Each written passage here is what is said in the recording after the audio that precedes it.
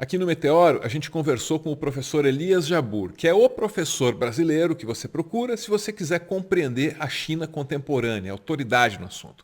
Aí a gente jogou para o professor cinco premissas liberais, 5 ideias que você sempre ouve aí na chamada mídia hegemônica. Claro que a gente não pensa assim, não concorda com essas premissas, tá? Só avisando.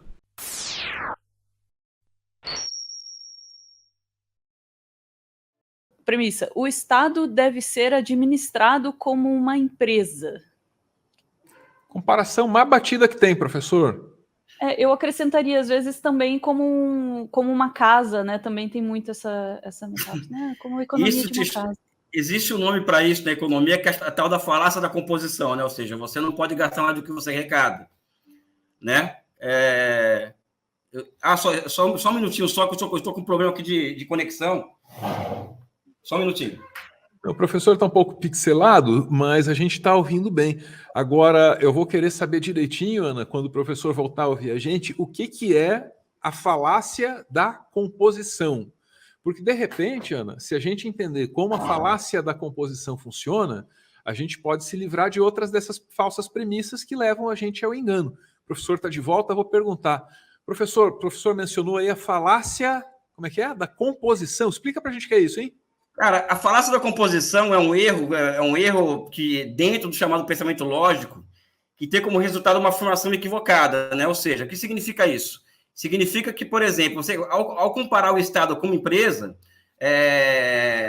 ou uma família, que você está desconsiderando que o Estado, por si só, ele pode, por exemplo, emitir moeda, né? Ele pode criar dívida, criar moeda, uma família não pode. Né? O Estado pode criar bancos para financiar os seus próprios investimentos. Uma família não pode fazer isso.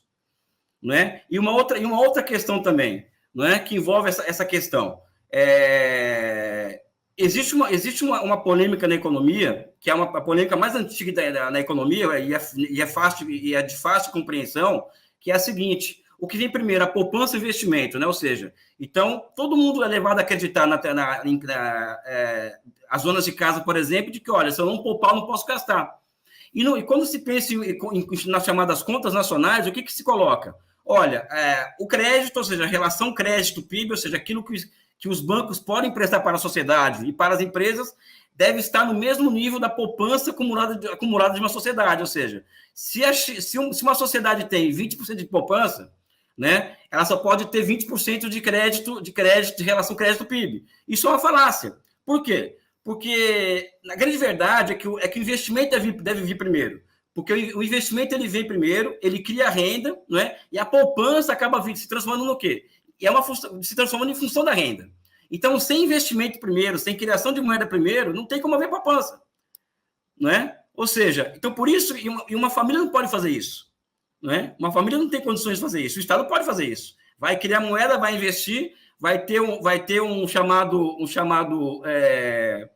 multiplicador fiscal, porque a cada R$1 que você investe na economia real, você arrecada mais 30, 40 centavos, a depender do setor, né? E ao crescer economicamente, a tendência da poupança também é aumentar. Por isso que falam, por exemplo, que a China cresce muito porque poupa muito. Isso é uma outra falácia.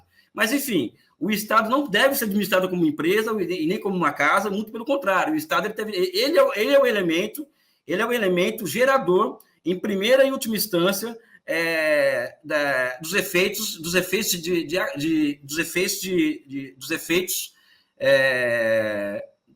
ciclos de acumulação da economia, ou seja, é o Estado que chama o setor privado para investir. Não é o setor privado que investe primeiro, é o Estado que investe primeiro. Isso é no capitalismo e no socialismo, ou seja, as coisas não são tão simples assim, sabe? Conforme as pessoas tentam colocar. Ainda dentro desse tópico, professor, uma subquestão aqui. Sabe que a gente fez aqui uma análise editorial das sabatinas do Jornal Nacional. Em todas elas, obviamente, apareceu o tema economia, mas economia é uma coisa muito ampla e pode ser abordada pelas mais diversas frentes, né?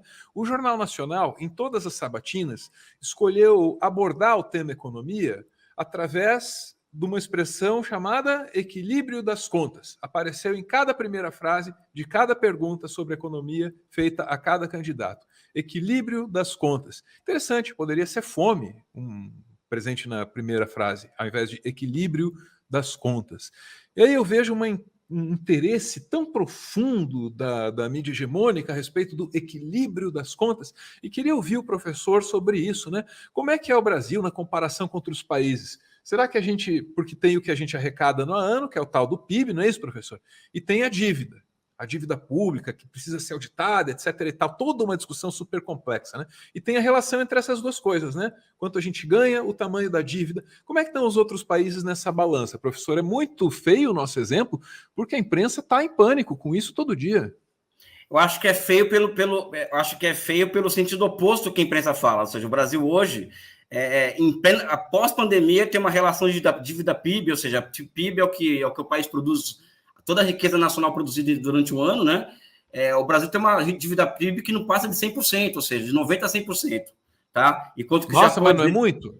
Quem ouve 100% fala é muito. Não, a questão é que até agora ninguém mostrou uma métrica capaz de demonstrar o seguinte: olha, todo país que alcançou uma relação dívida PIB X quebrou. Então é difícil falar, por exemplo, que 200 é muito, 100 é muito. A China fala em 300%, 600%, ou seja, a questão é outra, ou seja, a questão é que boa parte dessa dívida pública ela não foi construída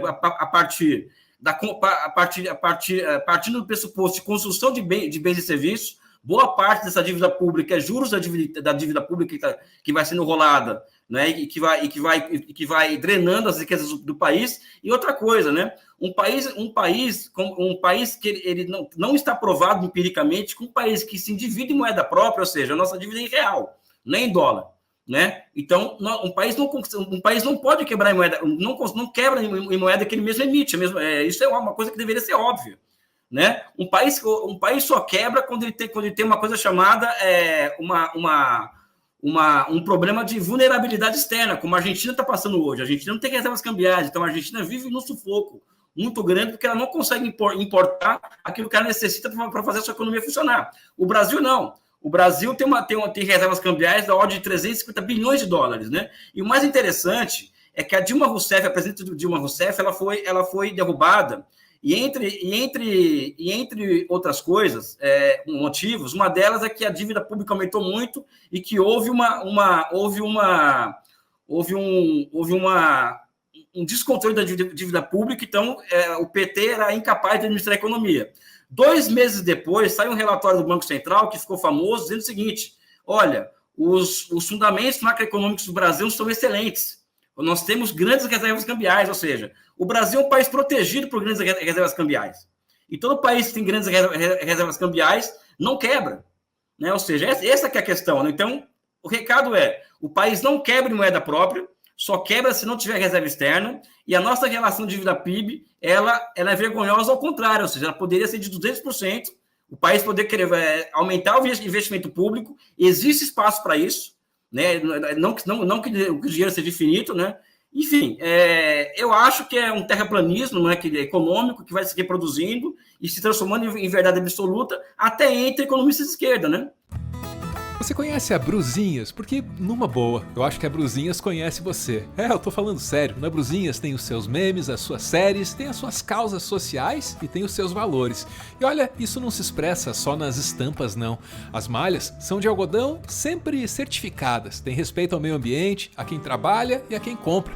Não importa o que você leve, você tem tudo para receber um pacote generoso, porque de quando em quando rolam uns brindes maneiros. Sem falar que as camisetas têm um cheirinho bem gostoso. Você pode dar uma olhada na loja bruzinhas.com, que aliás é a única que eu conheço que tem um frete fixo bem camarada para todo o Brasil. Você também pode ir atrás da Use Bruzinhas nas redes sociais para ler um monte de depoimentos de um monte de gente bem satisfeita. Também tem a Raposinha, só vi vantagem.